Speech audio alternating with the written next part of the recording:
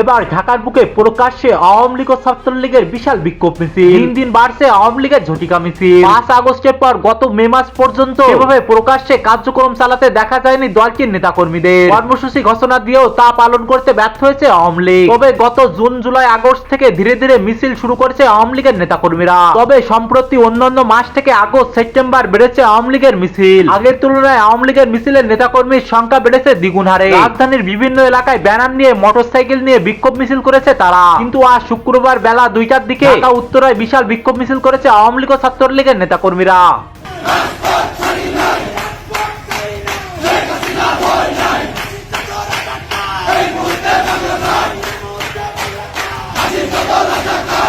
আজকে যদি পুলিশ সেনাবাহিনী যদি ওদের পক্ষ না, আমরা ওদের বর্জন করবো। পুলিশদের বর্জন করা হবে।